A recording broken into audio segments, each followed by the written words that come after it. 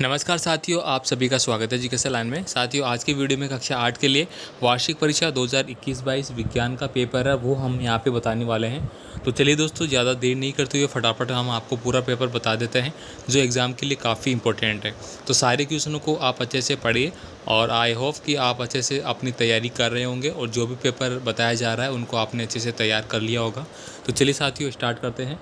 यहाँ पे देखिए, पहला क्वेश्चन आपको पूछा गया है कि पॉलिएस्टर किन पदार्थों का मिश्रण है।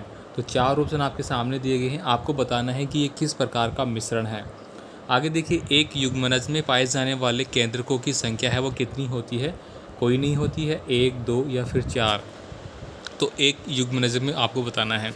मलेरिया परजीवी का वाहक कौन है। तो ये तो आप सभी जानते हैं, मलेरिया मादा एनाफिलीज मच्छर के कारण होता है। आगे देखिए, अगला प्रश्न है, निम्नलिखित में से कौन सा सूर्य का ग्रह नहीं है। तो सीरियस, बुध, शनि, पृथ्वी, कौन सा नहीं है आपको बताना है। पृथ्वी तो है ही है, आप जानते हैं। निम्नलिखित में से कौन से पौधे घर गैस नहीं है। कौन सा पौधा घर गैस नहीं है। तो carbon dioxide, sulphur dioxide, methane या फिर नाइट्रोजन। आगे देखिए, स्कर्वी बीमारी किसकी कमी से होती है। तो स्कर्वी आप जानते हैं विटामिन डी की कमी से होने वाला रोग है। ठीक है, तो ये आपका ऑप्शन नंबर डी हो जाता है।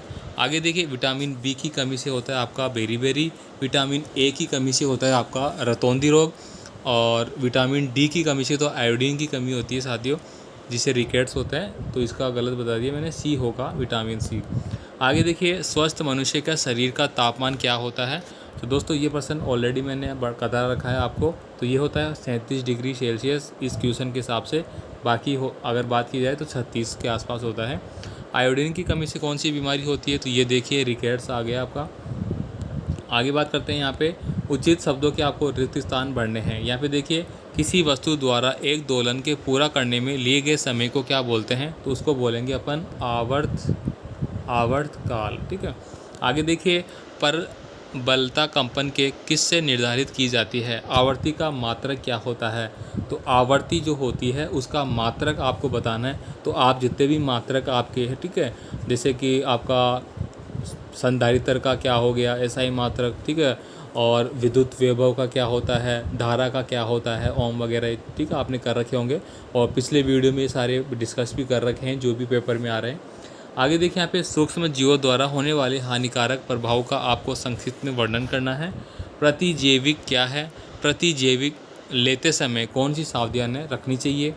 राणा गर्मियों के लिए कमीज़ खरीदना चाहता है, उसे सूती कमीज़ लेनी चाहिए या संश्लेषित कारण सहित बताइए। तो गर्मियों में तो आप जानते हैं कि सूती कमीज़ लेना चाहिए, संश्लेषित तो उसको खाएगी, ऐसा खा जाएगी बिल्कुल, क्योंकि गर्मी लगेगी उसमें। तो गर्मी क्यों पहनेगा वो, गर्मियों में तो सूती कपड़े पहनते हैं अपन, जिससे कि वो हमारी बॉडी से जो पसीना वगैरह निकलता है उसको सोख लेता है और हवा के संपर्क में जैसे ही आता है तो वो एक ठंडक का एहसास भी देता है। आगे देखिए, जहाँ तक संभव हो प्लास्टिक के उपयोग से बचना चाहिए, इस कथन को आपको विस्तार से बताना है। आगे देखिए, अपने स्थानीय क्षेत्र में हरियाली बनाए रखने के लिए आप किस प्रकार योगदान दे सकते हैं। अपने द्वारा की जाने वाली प्रक्रियाओं को आपको सूची तैयार करना है।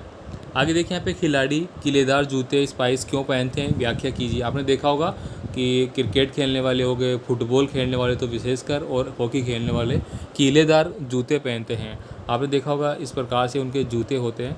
अगर मैं यहाँ पे बात करूँ, मान लीजिए जूता है उनका, ठीक है, तो यहाँ पे कीले कीले निकली होती है ऐसे ऐसे, आपने देखा होगा। ठीक है, अगला देखिए, यहाँ पे वर्णन कीजिए कि घर्षण प्रकार शत्रु मित्र दोनों होते हैं। पेट्रोलियम निर्माण के प्रक्रम को आपको विस्तार से समझाना है। हमें कागज़ की बचत क्यों करनी चाहिए, उन कार्यों की सूची बनाइए जिनके द्वारा हम कागज़ की बचत कर सकते हैं। आगे देखिए, आवेशित गुब्बारा दूसरे आवेशित गुब्बारों को प्रतिकर्षित करता है, जबकि अनावेशित गुब्बारा आवेशित गुब्बारे द्वारा आकर्षित किया जाता है। आपने पढ़ा होगा, चुंबक का नियम होता है, एन और एस जो होते हैं आपके दो पोल होते हैं। तो अगर ये आपके सेम है तो ये क्या करते हैं, प्रतिकर्षण करते हैं, मतलब एक दूसरे से दूर भागते हैं, और अगर विपरीत है तो ये आकर्षित होते हैं। वही नियम है। तारामंडल क्या होता है कि इन्हीं दो तारामंडलों के नाम आपको बताने हैं। यदि गेहूँ को खरीफ फसल में उगाया जाए तो क्या होगा। मान लीजिए गेहूँ की गेहूँ की जो फसल है वो एक रबी की फसल है, अगर उसको खरीफ की फसल में बोएंगे तो क्या होगा। तो साथियों, आपको बता दूँ, वो कहते हैं ना कि खोदा पहाड़ और निकली चूड़ियाँ वो होगा, क्योंकि मौसम के अकॉर्डिंग जो बड़ी फसलें हैं, जो गेहूँ, चना, बाजरा, जो ये सब मौसम के अकॉर्डिंग होता है, ये बिल्कुल भी नहीं होगा। ठीक है, जैसे कि गेहूँ है वो अपन अक्टूबर नवंबर के आसपास बोते हैं और अभी कब काट लेते हैं, अभी काट लेते हैं दीपावली के आसपास में, मार्च में। अगर आप अभी बोएंगे उसको गर्मी में तो पॉसिबल नहीं है। ठीक है, आगे देखिए यहाँ पे एक दोलक 4 सेकंड में 40 बार दोलन करता है, इसका आवर्त काल है वो आपको बताना है। तो इस तरह से दोस्त साथियों आपको सारे प्रश्नों को हल कर लेना है। ठीक है, तो ये हो गया आपका पेपर। इसके बाद लास्ट पेपर आपका और रहेगा। ठीक है, 5th वाला, वो भी मैं आपको जल्दी कल बता दूंगा। ठीक है, और बाकी इसकी PDF फाइल है, पूरे पेपरों की PDF फाइल में एक साथ आपको दे दूंगा। बाकी ये पेपर भी मैं भी आपको PDF के फॉर्म में अपलोड कर दूंगा, वहाँ से आप इसको डाउनलोड कर सकते हैं। ठीक है, मिलेंगे नए पेपर के साथ नई वीडियो में, तब तक के लिए ऑल द बेस्ट, जय हिंद।